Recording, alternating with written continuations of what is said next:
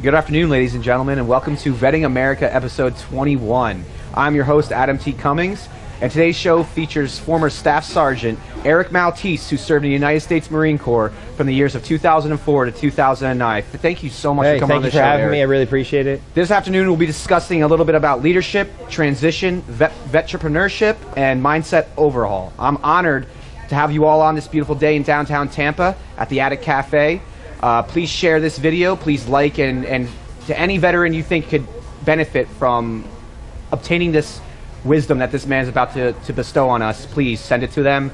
Share it, like it. I really appreciate your support. Before we get going, I'd like to make a quick shout out to our sponsors, which you can view below, and of course the incredible Attic Cafe, which I already announced before. So Erik, let's get right into it then. Let's do it. You ready? I like that. All right. That's how we know you're a Marine. Always about it. Get to Let's business. just get into Action. it, man, because I got to speak with you yesterday on the phone, and we talked about 15 minutes. It ended up being 45 minutes because it's Marines. Yeah, exactly. Yeah. Give us the first 15 minutes of hoorah, and then the next 15 hoorah. All right, so brief synopsis of where you are now, like company position, vision. I just want to, for the people that it's a pretty brief. That's a big thing to be a brief synopsis, but essentially, like, we have a fully immersive 3D live streaming platform that we've created. My partner is a full stack developer with 10 years in automation and telecommunications. And our idea or concept or vision was that VR was going to be more than escaping. It was going to be more than video games and other type of like those where you put it on and it scares you and all these other types of things. It was going to be a way to connect realities, where to basically disrupt a lot of different industries. And so we built out the technology in order to do that. And our first use case that we got into was medical device, what's the name of the company? Immertec. Immertec. And what's the website, real quick, for people at home? www.immertec.com. Okay. And so tell us a little bit about what you do in the company and how you ended up finding you said you have your friend, you have to build a team. So I'm the CEO. After my tenure in the Marine Corps, I went to USF here in St. Pete, and I got a degree in accounting and economics. I love accounting, even though I would never want to be an accountant. I always knew I wanted to be an entrepreneur. Yeah. So I got on a plane, flew to China.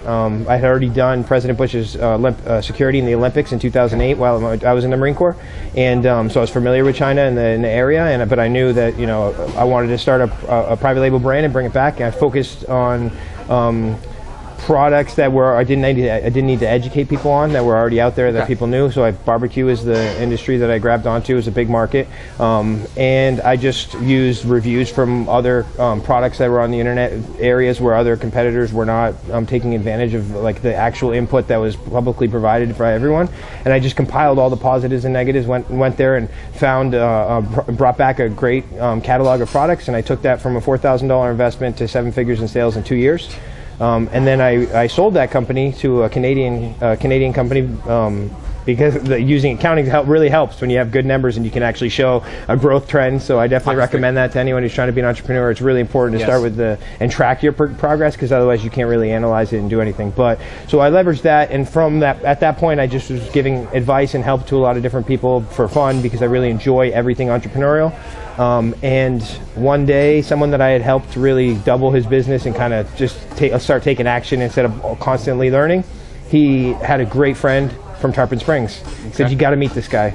He's building a technology in VR." And at first I thought it was a headset, and I'm like, okay, I'm going to go give this guy advice to stop doing it. Right? Because a headset and the hardware components is not something you want to be involved in, because that takes a lot of capital, and it's something that's very laborsome, and the big companies they're the ones who are going to do that, right? Like you see Oculus, after they Facebook purchased them after they only did 7 million in sales for $2 billion. I mean, the amount of money that he's trying to invest in that to make that not show up as a mistake, you're not going to beat them. Yes. But I was really happy to find that he was a software developer and a software engineer, and he had a vision for, as I spoke, for connecting people and using his experience in telecommunications in order to do that.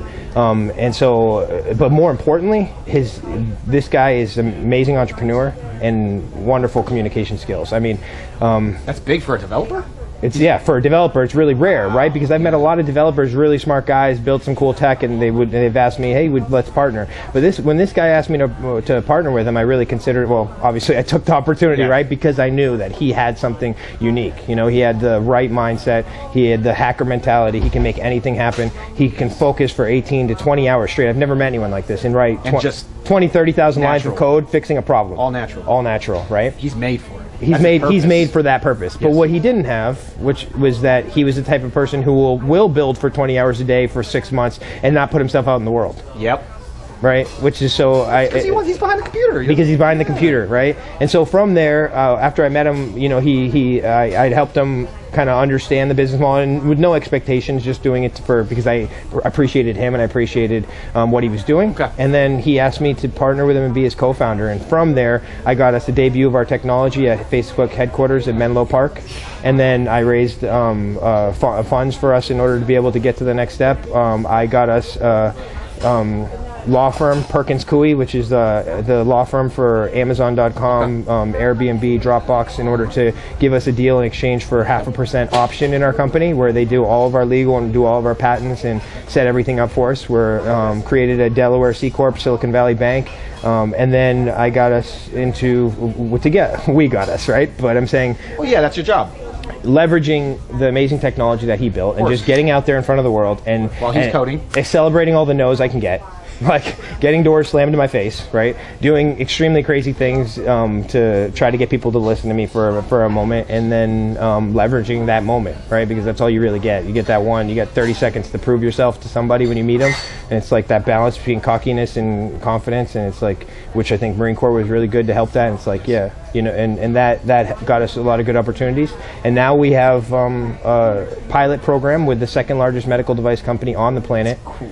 That's so cool, man. And as of I was telling you earlier, actually yesterday I just left Cleveland Clinic, which is the best medical facilities in the world. Okay. Tell us about this big win you had yesterday. Yeah, so it was pretty amazing. This is the reason why I'm an entrepreneur. So yesterday was a make or break day. It was one of those days where you're either going to go back to ground one because you lost like some strong footing, or you're going to have this position and be able to launch forward with it. And what I mean by that is that we had to perform for the first time, like in publicly. Like we told them, we made claims that what we were going to be able to do for them, and they asked, and so we came to the table today, and yesterday, and we did the first fully immersive 3D live surgical training ever to happen, right, in 3D in real time. Without post-production, which is so that's an important aspect that most people don't understand. So like, what's special about what we do and what our technology is? There's 3D. It's been around for years. I mean, they put the little corny glasses on, and you watch the movie, and you're feeling dizzy. Well, that stuff's been around for a while, but in order to create that content, you need a lot of special software. Okay. It takes a very special editor, right? It's not just like you could, in Tampa Bay, put top 10 videographers, get them to come here right now, and I'll offer them $1,000 an hour to sit down and to edit 1 minute of 3D VR content. They would say no, because they don't know how to do it, because it's someone beyond that level of just a traditional videographer. And so what our technology does is it does that all in real time. Okay. Right? And it does it in less than 200 milliseconds of latency. So we do that on the hardware side, and then we deliver that peer-to-peer. So no servers, no transcoding. And so yesterday we did that where in Baylor Surgical Center, there was a ENT, Dr. Dean. He was teaching a balloon eustachian tube dilation system. Okay. Do you know what eustachian dysfunction is? No. Probably not. I'm assuming most people are not. So I'll explain to you. When you're on a plane, right, and you feel that feeling in your ear, that pop, well, that's because the pilot didn't regulate the pressure, right? So what happens is your eustachian tube collapses, right? Okay. And so some people, when they get older, they say, wow, I feel this pain like I'm in a plane, and they go to a doctor. They say, primary care doctor, hey, I'm feeling this pain, what should I do? And the doctor says, well, unfortunately, this is a part of getting old. You just got to deal with it. try taking here's some Motrin, like 800 milligrams. 800 milligrams of Motrin in water. Oh God. But yeah, so then that was what they were doing until recently. A company which I can't name came out with a medical device that went through FDA that is a solution, which is basically a very thin wire that has a balloon on the inside, and it's essentially inserted in, and then it blows up and it expands that, and it permanently expands it. And now it's actually a big deal, because before this, doctors, when someone would have this eustachian tube disorder dysfunction, they would actually tell doctors, don't try to fix it because you can kill someone. Yes, true. Because there's the blood, and then you will have cerebral bleeding, and it could cause a serious issue. So it was a big deal. And so there's about 3,000 doctors over the next 3 years that this company was trying to train. And so yesterday we did the first training where we trained a doctor at Cleveland Clinic, at Biloxi, and then at the main headquarters in California for this medical device company. And you had to take a little bit of your Marine Corps training and adapt and overcome for this. Yeah, it was actually kind of funny, because the company is the actual hospital network. It's almost like being in the military, where you're dealing with some really inefficiencies and no one wants to make a decision. So we get there and they tell us to perform, but at the same time they tell us we don't have the infrastructure for it. They're like, here's the internet, and it's actually dial-up. Ding, ding, ding, ding, ding. So it's less than 2018. They're a world-leading hospital. 1 meg upload, 1 meg download, and then so they say, well, can we put the internet on? We had postponed once, right? And so because we're like, you need to put internet. We're thinking let's postpone for 3 weeks, and then so we called in after 3 weeks to see where the internet was, and they said, well, we're going to get the internet. It's coming in September. But you still need to follow up on the second one, because we're not going to give it a third chance. So, well, if there's no internet, I don't know if you noticed, we're an internet company. we require... This is kind of a necessary part of it. We require internet, yes, exactly. And so we had to go and get multiple hotspot routers and actually set them up in Windows and duct tape them and run splitters and everything. It was quite the challenge to overcome it, and we were able to do it as a group, and and control. It's a big team building, right? Team builder right there too. Oh yeah. Because that was probably your first real big, like you said, your first real big break moment, where if you don't step up... It was a make or break moment. Yes. Yeah. I mean, we wouldn't have give up, because that's the thing, we don't give up. So we would have started back, kind of almost at scrap one, like, hey, who are we going to get now? Yes. To give us a second chance, right? But instead, we overpassed. I mean, we came past. Semper Gumby. Yep. Always flexible. Always flexible. All right, I want to get into, because that's an amazing story. Your company is amazing. That's why I really wanted you on the show. I haven't had a veteran on our show yet that has been at this level of entrepreneurship, where you're. I feel honored. Yes, no, but you're getting to that point where things, this is going to be taken off, and you proved that yesterday, and that's very incredible. But I really still want to know about. What was it like for you in the Marine Corps, man? You're a ground pounder out here already, so I can only imagine what your Marine Corps career was like. So let's talk a little bit about that, Staff Sergeant. My time in the Marine Corps was quite interesting too, because I find that there's 3 reasons why people join the Marine Corps. I'm sure you could probably tell them yourself, right? We talked about this yesterday, and it's like either you're trying to prove something to yourself and to the world, right? You're trying to escape something, right? Or you played with exactly. Or you played with with GI Joes, and you're just like gung ho. I want to go to war. Everything, exactly. Yeah. That was the 3 that I knew. Right. You have to be kind of crazy to go in the Marine Corps. Exactly. And so in my situation is that I come from a single mother worked 3-4 jobs really. First generation. That's where you learn the work ethic from. Yeah, first generation Latino. Things were not easy growing up, but that was like a fuel for me understanding like there's other things out there that I really got to push myself past and not accept limitations. And so I kind of had that mindset. I feel like that's another thing I noticed about the Marine Corps. I think Marines are made when you go to all the other recruiters, right? You go to the Air Force, you go to and they tell you basically, oh, we're going to give you this, we're going to give you that, we're going to give you that, right? But then when you go, it takes a certain type of person to go to the Marine Corps, and they tell you like, we're not going to give you anything. Who knows you can even be a Marine, right? It's so true. Like, how many pull-ups can you do, fatty? You know, that's exactly. Here's an equal sign. Exactly. And so like it takes a certain type of person who wants that in their life and invites that into their life and chooses that. And so I could really appreciate that segment of it. So anyway, that was what attracted to me. So I joined, and then I was the one with like I said, with the problems, trying to figure it out and trying to escape a little bit.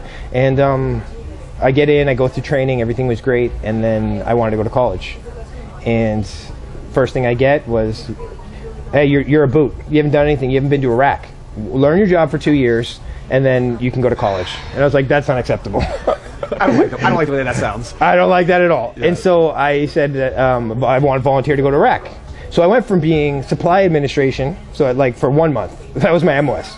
Only did it for 1 month. Yeah. And then I went to becoming a Mark 19 gunner in a 6-vehicle convoy. Did 11,000 miles in 9 months in personal security detail for a colonel who was in charge of training, basing, and equipping the Iraqi National Guard, the police, the border patrol.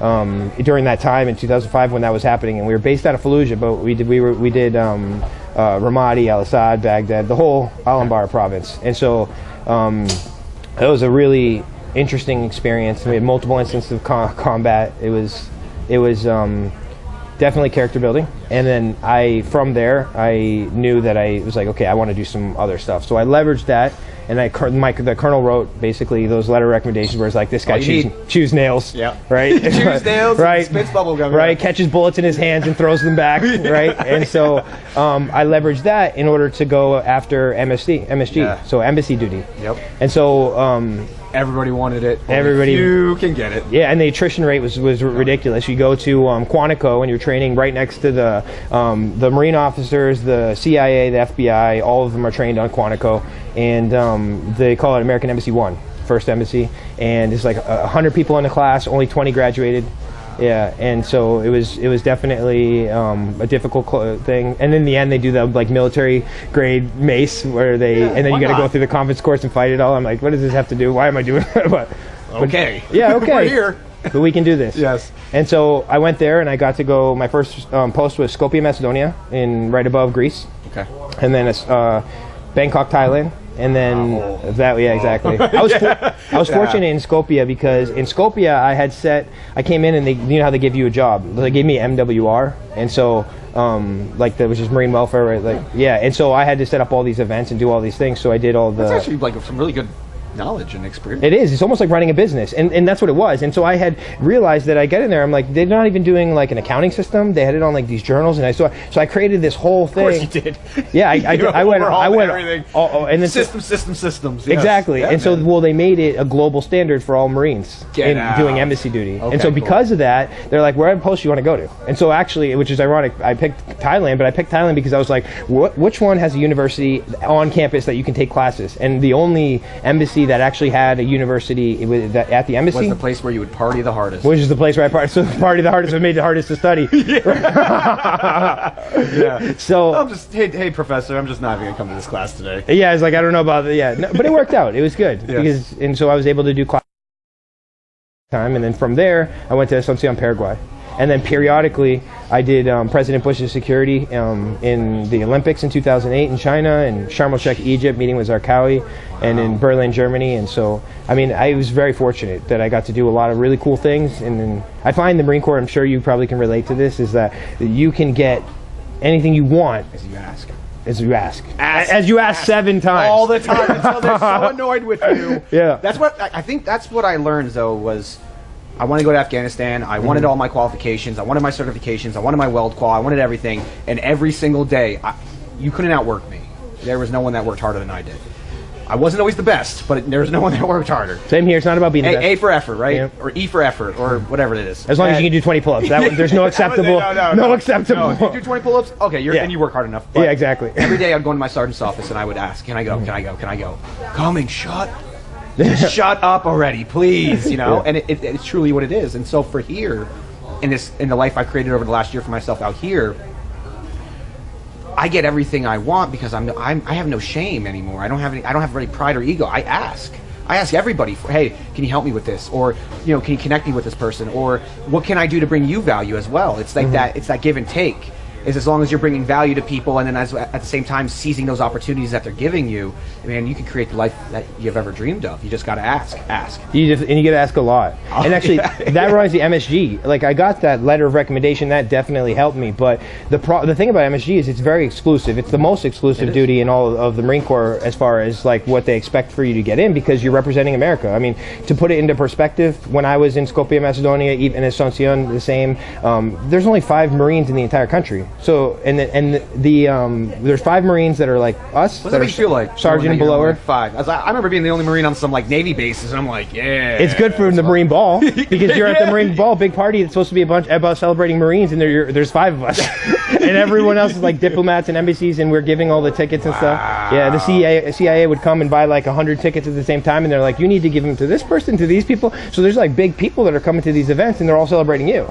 So it was pretty cool. While you're serving them, you're being voluntold for your party to serve the diplomats. That's the party's meant for you. Yeah, Marine Corps way. Marine Corps way. Yeah. But I wasn't going to get in. I got rejected. I'd probably say 40 times, and the reason why is because there's only 5 of you, right? And then there's 5 of you, and there's 1 deck commander, right? Who's the staff sergeant. Yes. So that staff NCO, by the way, is the only non-commissioned officer who's given a command, yes. Right? He's actually a commander in every branch. There's no other branch that gives a non-commissioned officer an actual command, actual permanent command. They give them sometimes where they can augment a command, but so that's very prestigious. But the point is that because of that, then you need to be beyond reproach. You can't have any issues, and they want to make sure. So because I got in trouble a lot and I had a criminal record, typically you can't get in. I'm actually the person with nothing crazy, but a lot of stuff when I was a kid, and you know how the Marine Corps is. Anytime that you've ever been talked to by the police and there's a report on it, then you're guilty and you should go to hell. Yeah, exactly. And so excuse my language. Just don't raise your hand. Yeah, exactly. And so what I did was like I got that report, and then I also went and got everything, and I from all the places that these things happen and all the reports, and then I also you have to get 3 people to write. As like recommendations, most people character references, and so most people put like their mom and their aunt and their uncle. I put the attorney prosecutor who prosecuted against me. I put the police commissioner who was involved in all the cases, and I put smart. Yeah, I put the principal of my school who had kicked me out, and so I put all these people. In to show the transformation. Correct, because it was a big deal. Because I mean, just to understand it, is that I dropped out of school at 13. I went to Europe for a year and just went around, and there's a lot of things that kind of trying to figure it out, and that's why I went into the Marine Corps, to kind of get that grounding. But so anyways, I had all this paperwork and did everything, and it was like, and I went every week, and I told the guy, and he's like, are you ever gonna stop? No. And I was like, look, what day is it? Okay. I got 3 years, because you know how you have the trackers in the Marine Corps? Yeah. So I do. I was like, I've got 3 years, 76 days, and blah, blah, blah minutes, because we track everything like that. I was like, so at least I can tell you that much. That's how much more I'm going to come. And he finally said, he's like, okay, I'm going to let you go. You're going to go in the class. And you realize that you're the only person to ever have a record like this, or even to be considered for this. So most likely, you're going to go to the board, and there's at the end of it, there's a board that you have to go, and it's someone from the State Department, someone from the White House, someone from the Marine Corps, general in the Marine Corps, and someone from the government, right? That they have to approve you, right? Because you're going to be representing the U.S. That's it. And there was an incident where a Marine embassy guard gave the secrets to the embassy in Russia to a girl. So it's a big story. That's such a Marine thing to do. Because of a girl, right? Always, man. So he gave all the plans. So anyways, so I said, yeah, that's fine. I'll do that. I'll go through the whole thing. I don't care. If I lose, at least I know I tried. Right? At least I know that I put myself out in the world and I got stomped down, but then I'll just move to find something else to get stomped down on. And so I went through the whole training, and I was scared, like really, really thinking, what are they going to ask me? Mm-hmm. And I'm trying to remember everything, because you don't remember the stuff you do when you're 13, 14, 15. You're like, you're a little punk, right? And so, but I tried to just remember it and go through the scripts and be ready. And I get up there, and they only asked me, did you know that having this situation was going to make it difficult for you to pass this?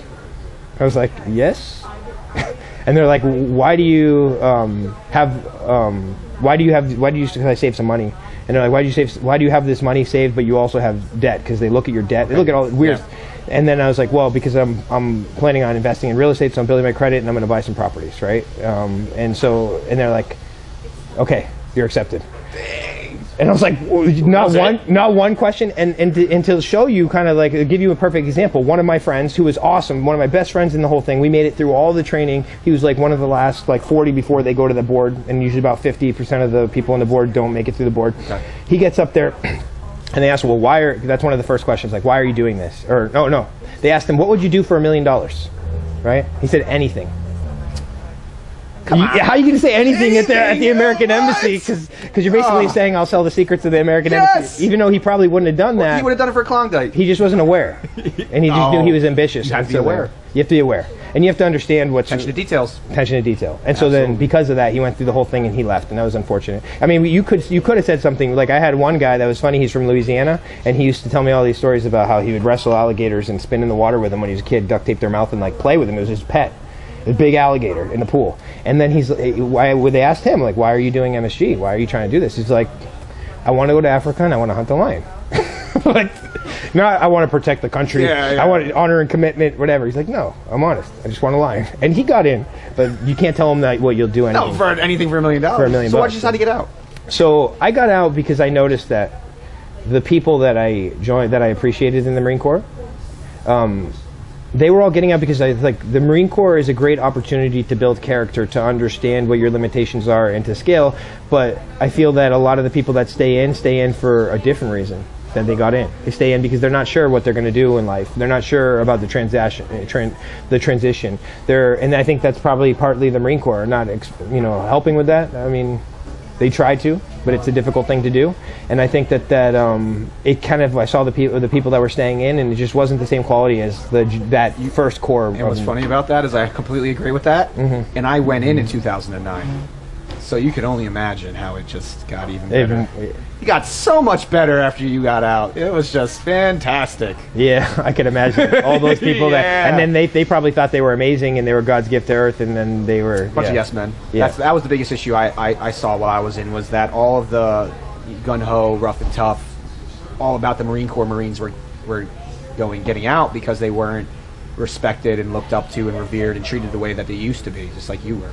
And then what we got left with was just a bunch of yes men and women who cared nothing but their careers. I had great OICs, but the people at the top, and then that, you know how that snowball effect comes down. Yeah. So it was real rough. It was really rough during the years I was in, especially because we were ramping up and then randomly cut 40,000 right at Marines. So we got to 208, cut 40,000 right away. Wow. And so Marines were getting DUIs every weekend. They were getting caught smoking weed. They were getting caught drinking and driving. I mean, there was suicide attempts all the time. Like, it was rough, man. And so it's cool to hear your story and why you got out, and to see that I wasn't wrong in my opinion of what I had seen too. Like, I felt as though the Marine Corps I had joined was no longer the Marine. Within a year or two, it was completely different. Yeah, it's it's crazy the change, and you see like all the second and third. It's like they're staying in because they don't know what to do with it, and that's. You got no choice. Like insecurity, I feel like, and confidence in yourself. It's people are like, it's like a question that they're trying to figure out. And the thing I think is like, if you just think about it simply, like opportunity cost, the opportunity cost of not being able to make a decision for yourself, right, is too high. I know.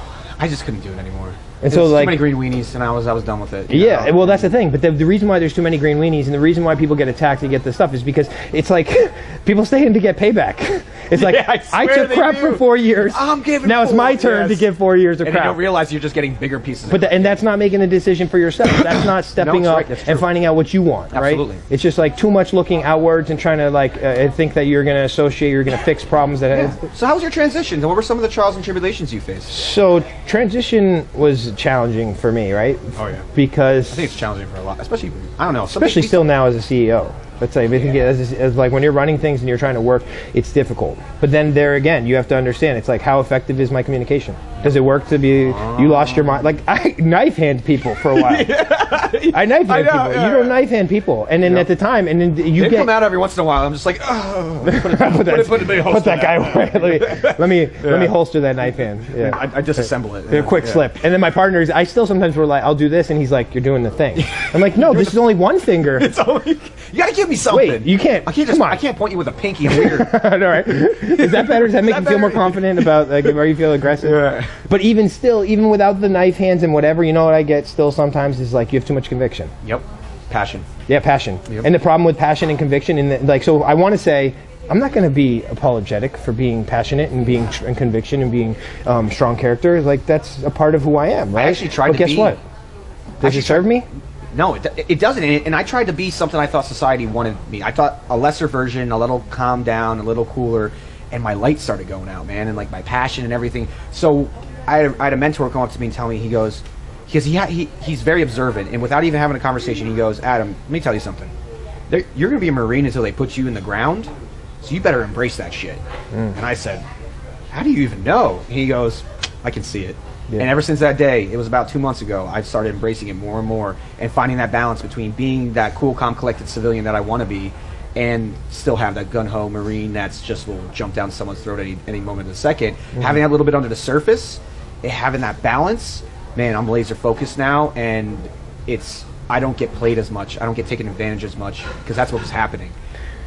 It does, and I think that, but I don't know if you've ever focused. I always, one thing that helped me a lot, and that might help any other military people that are doing transition or having something, is like if you focus on the outcome before every conversation, then you can it'll limit that. And what do I mean by that? Is that like it's not about changing who you are. It's about accepting who you are and owning that and understanding that that's a strength, right? But then noticing, okay, my outcome in this meeting right now is to give direction and to go forward. So guess what? I can be convicted in doing this because I am the one responsible for the decision. But if my meeting that I'm about to have is to sit down with someone to talk about like social media strategy or a programming strategy, that's not a place of dominance and no, that doesn't serve me, that behavior. That's a place of openness and awareness and communication. So it's understanding your audience. So then I just do that thing where we don't like, where we have to feel like, okay, bring it down. I'm like, oh, and then I change everything, and then I just do one simple thing. I say, well, when I communicate in questions.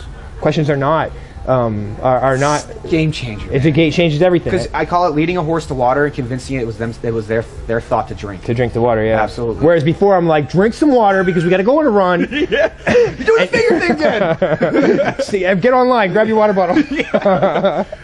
So tell us, you dealt with some issues. How were you able to overcome them? How were you able to overcome?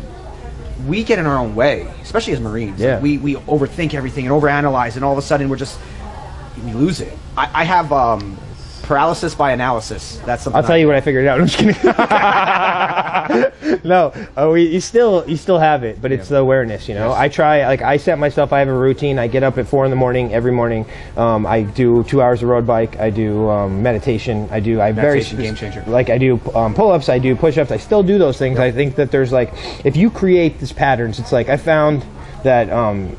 There's a book that I recommend to anyone who wants. It's 20 Mile March. Ooh. So it's on the concept about these two scientists who they were doing a study, and it was like we're going to do 2 methods of getting to the North Pole from Northern America, right?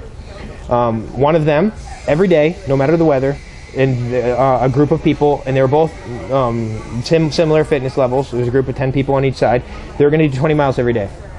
And then on the other one, you had a group that was going to do as much as they could go on the good days, like as much as they could go. If 18 hours just walking, steady. And then if it's a bad weather day, they were going to stay in and they were going to relax and rest because they were on the concept of resting and rehabilitation and whatever. And so and trying to like be aware of this and that. So then they were going to go. Well, what happened was the group that was doing the rest and was like the really, really strong days, taking advantage of the good opportunities and trying to be, best strategy per se. And then the group that was just 20 miles, even if we can still go more, we stop and we go to bed. And then we wake up the next morning, and if it's a rainstorm, if it's a snowstorm, we're going another 20 miles, and then we can stop. They made it. And they proved that. And so when I read that book, it was like, wow, that's really, really cool. And so I started doing that. I said, what are my 20 mile marches? I don't even know what they are. It's like, I got these goals. I'm very good about setting goals and being ambitious, but like, what are those, if you don't break it down to those things that you can do 20 miles each day, then you're not going to get there. And so I start by setting my routine and by doing that, and then that helps me get. And I do that also with the things like you're talking about, how with transition stuff is like, there's something I do in the morning where I write specific things about communication. Like every communication I receive is a communication of love and respect. So affirmations, or a communication cry for help. So now when someone's flipping out at me, instead of doing the Marine Corps thing, which is like you lost your mind talking to me like, instead I'm like, oh, is there something going on with you? Yes. It's always a mirror, man. It's always a mirror. And I even had that this morning where something happened, and the woman came at me all hibbly-bibbly. I like to use hibbly-bibbly. And I came at her all hibbly-bibbly, and we were like hibbly-bibbling at each other. And then eventually we were able to just calm down, and we started talking about it a little bit.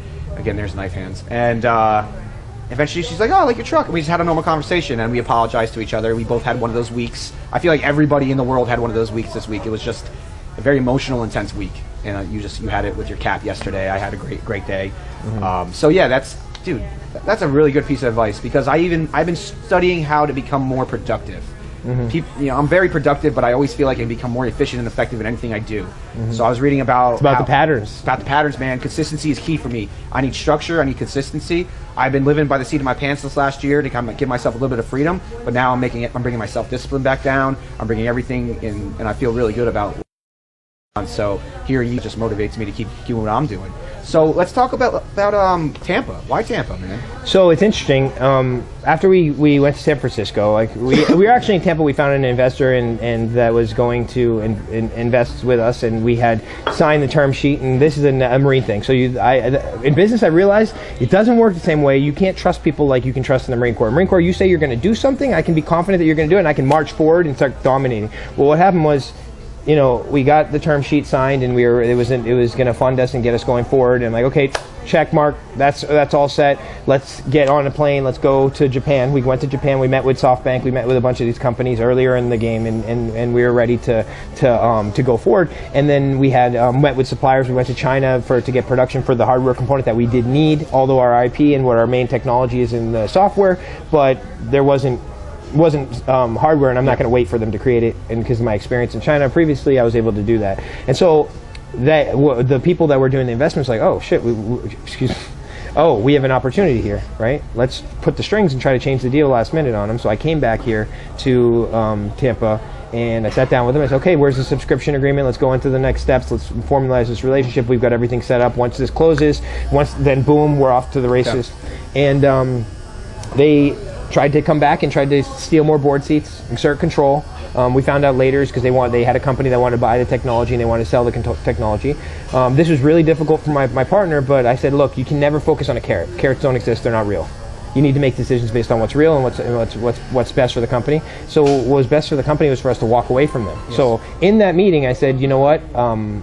Just this situation in general shows there's no trust, and I can't be partners with anyone in a situation. So I walked away. My partner's flipping out, like, shut up, sit down. What are you doing? It's no big deal. They just want board seats, no big deal. And so I booked the flight to San Francisco right on them. And then I've never even got a free meal as a veteran, right? Never, because I didn't care about that. I'm like, who cares? I can buy my own meal. And so, and plus it feels awkward when it's like, thank you for your service. And so I bought your meal. You're like, oh, that's awkward. Yeah, it's awkward. Exactly. It's like, do I owe you anything? Is this a date? It's just like, right? So anyways, so I bought tickets San Francisco, and I get there and I started looking up everything veteran, like veteran this, veteran that, and I came across a company that was non-for-profit. It's like Vets in Tech, right? And met with some people there, and they were really awesome and helpful, and they kind of started helping us. And then I started knocking on other doors and everything. And I quickly started to realize something about San Francisco. San Francisco is the place where you go, right, after you've already established and you're at your Series A and you have a position of power, because otherwise, right, you're there, the VCs that are there and they set the terms. The employees that are there are expecting the world from you, right? Once you get a little bit established, then they want to work for you. When you're early on, they don't. Whereas I saw Tampa Bay, I've been here since 2009, right? There are a lot of talented people here. It's growing through the roof, right? It's a great place to start. And more importantly is like our success is not because of me. It's not even because of my partner. It's because of the culture that I create. And so that culture, it means a lot more to people in Tampa when you give them incentives, you give them options, which we give to all of our employees at this stage, options so they own equity. So when they're building and they put in those extra hours and drive all the way to Biloxi, they know that in the end, they're going to get something out of it, right? And they're a part of this because you want that type of ownership to be a part of it. And so when you ask me why Tampa Bay, I think it's because not only is Tampa Bay up and coming, and Tampa Bay is a great community, and it's medical as our first use case, and this is a healthcare state, right? There's a lot of opportunity here. There's a lot of people that are doing healthcare plays, and I feel like we can build a better culture here. 100%. Now, one last thing I will state, unless someone's thinking, because it is important, I'd say try to build where you live, right? Always. If you live in Tampa and you love Tampa, build in Tampa. If your connections, your connections in your community, and it's really important. But I will say one thing is that it's also about having awareness about what your technology is too. And so, for instance, if you're building something that's very specific, very growth hacky, and your IP, our IP is the fact that we have proprietary technology that we invented that no one, my partner, not me, invented, it built that no one else we can do something right now in the world that no one else can do, right? Like we did the first virtual surgical observation in 3D of a training, right? Crazy. So that is capitalizable, but then the rest of the efforts of sales, it's not like a B2C where it's about growth hacking and being the best marketer. If it's in that case, there are a lot of great marketers locally, but maybe then it would make sense to go somewhere like San Francisco because they're going to have the best talent when it comes to that. And connections. Even higher level connections. Exactly. So what does being a vetpreneur mean to you? That's a weird one because I never really think. I mean, I see myself as a veteran, as a Marine, as a person, as a son, as like entrepreneur, right? As a co-founder. All these titles, they all mean different things to me, but it doesn't necessarily, you know what I'm saying? As a Tampa Bay citizen, right? I consider myself, but as a first generation Latino, so many, but I don't necessarily. The only reason we've been, the term's been coined over the last year and a half, and I've immersed myself in the veteran entrepreneurial community down here in Tampa, and it's just changed my life. And for me, it's actually a sense of pride to be a veteran entrepreneur now. I mean, I see what you're saying. Yeah. So I see value, and I see that my tenure in the Marine Corps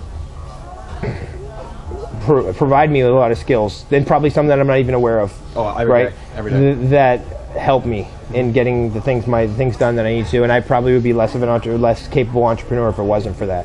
I just realize that it also requires me to step back from that too. It's like it's a weird thing, and that's why I say I try to separate it and say like, this is when I'm going to be. If my mom comes to visit, I'm going to be the best son possible, and that's it, because I need to focus on what that role. Mindful.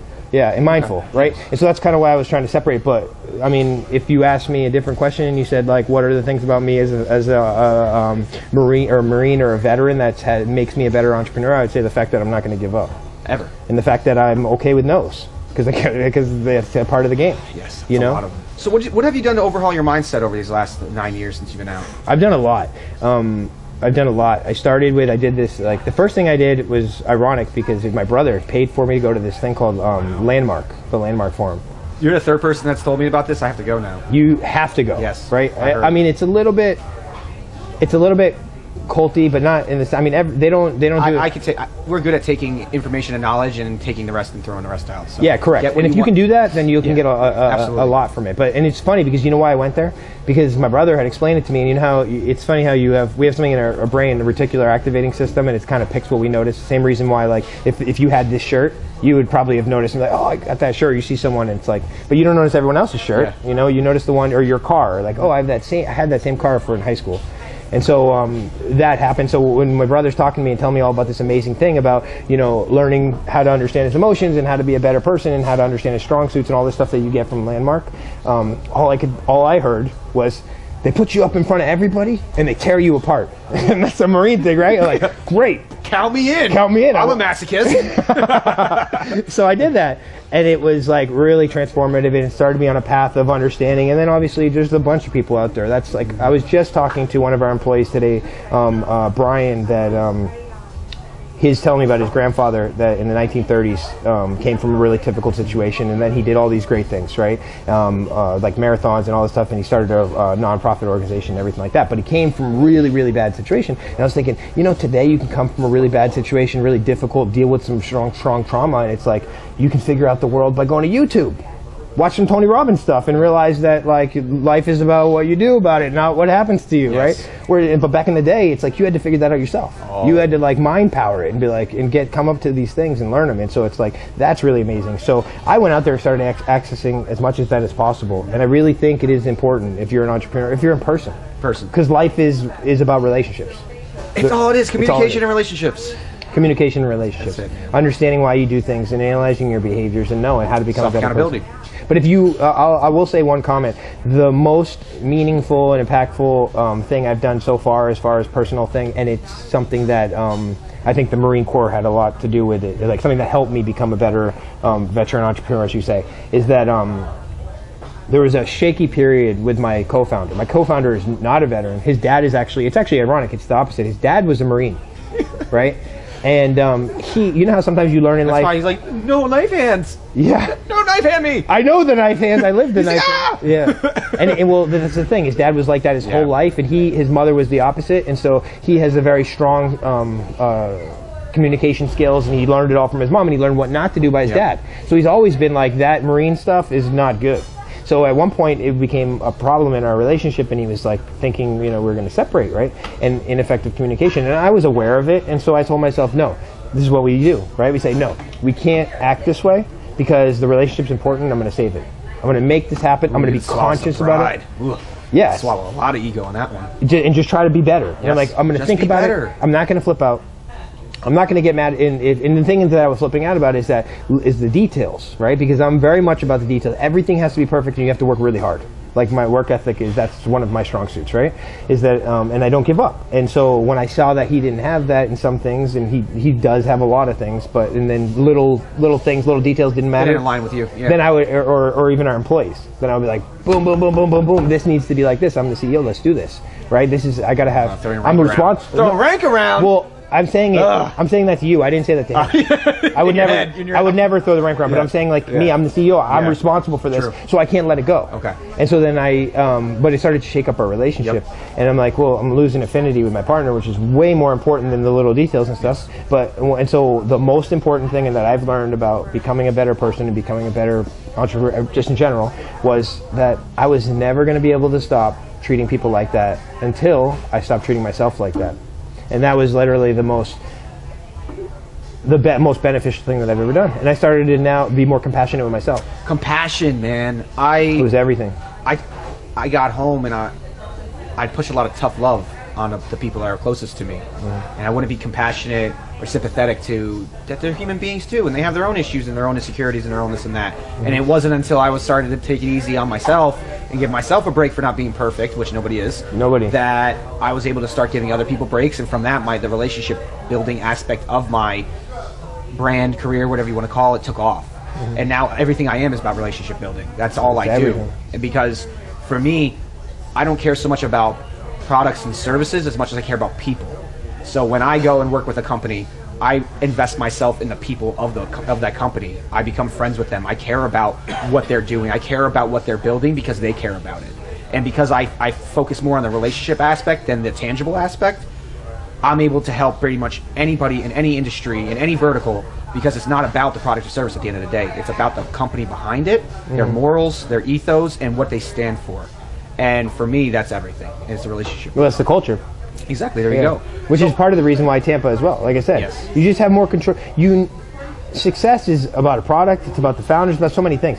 But more importantly, it's about the culture that you create. And if you can get funded, you can have the best technology, you can have everything. But if you have the wrong culture, right, then you're going to fail, right? And it's one of those things where you have to take a commitment to make that culture. Otherwise, it makes itself. And then you get kind of like the bro situation you have in the Marine Corps, where everyone's like the cool guys who could do 20 pull-ups are all together and whatever, and then everyone else feeling like they're pushed to the side, and it's like, you can't do that. But it's inefficient. It is completely, but the whole military is inefficient. I don't know. I don't understand how it's so efficiently inefficient. It's just but it depends. It depends. There's some good things too, like the that you get from it. But you're right. I feel like there was a lot of that, and I feel like, but in general, you're going to find that in most companies.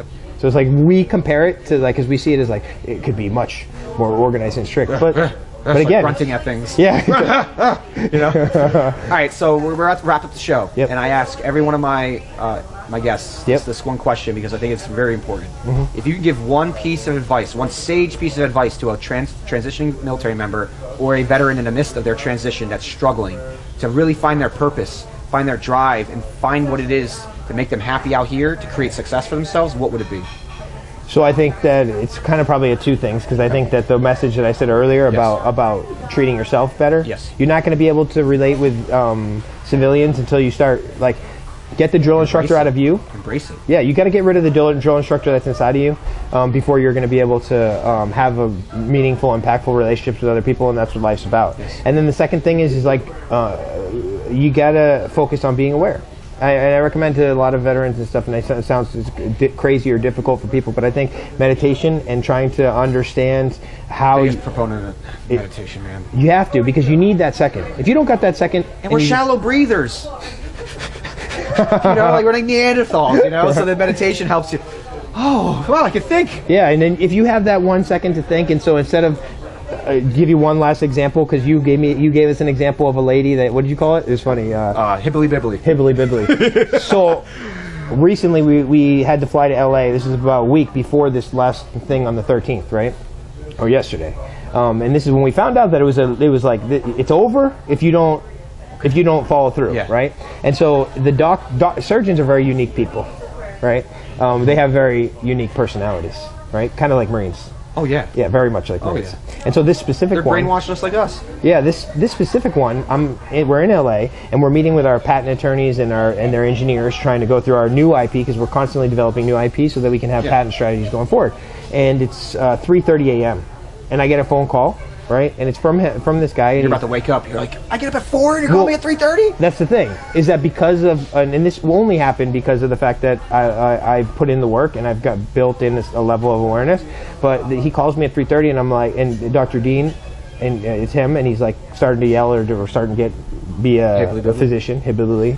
And then I had a second in my mind where, because I could have been like, look, you're calling me at 3:30. This is unacceptable. This is on SAT. You lost your mind, right? Marine Corps. You out your mind? Right? And so instead, I was like, it's 3:30 in the morning, right? So I'm going to take an assumption that you're having some real stress about something right now, and it's an important phone call. Cool. No matter what time it is. Yeah. So I'm gonna so we're gonna have this conversation, and this is like me out of wake up, which is typically I'd be like, go crazy, and then he told me this and about, basically said like, look, we don't have internet and I can't get internet until September, but I put my name on the line, and this is the second biggest medical device company on the planet, and if you can't do it on the 13th, then I'm done. I'm walking away. Everything closes. We're done. And I was like, thank you very much for being honest. But you know how many people lack that? I was like, it's good to have taking them off the ledge a little bit. Take them off the ledge. And I said, but like, I said, whether we end up going forward with you on the 13th is good to know where you stand. And I said, I appreciate that. But next time, could you call me at 7 and tell me that?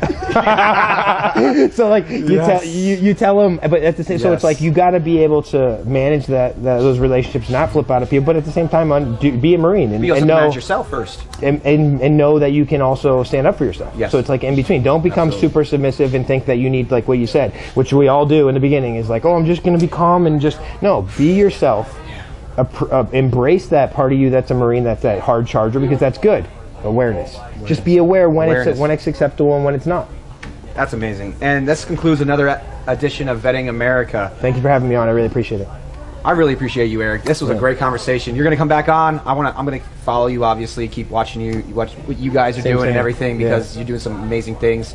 I want to thank Erik for coming on the show. I want to thank Chris Chrismistos of Podfest.us, Anthony Kovic of the Tampa Post, Richard Mack for allowing us to be in this space today. The Attic Cafe, downtown Tampa. If you are a veteran and you feel that you're stuck, you feel that you've got as far as you can on your own and you just don't know where to go, hit me up. I have a Calendly page. I'll be posting a link.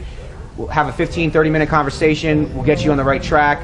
You can find me on IG, adam.t.c, Adam T. Cummings on Facebook, adamtraviscummings@gmail.com. Just get in touch with me. I'll point you in the right direction. I'll connect you with amazing veterans like him, and we'll get you what you need. And I just want to thank you again one more time. Again. An amazing episode, beautiful day, downtown Tampa. I love this place. Yeah. And that's it. That's a wrap, ladies and gentlemen. Thank you so much.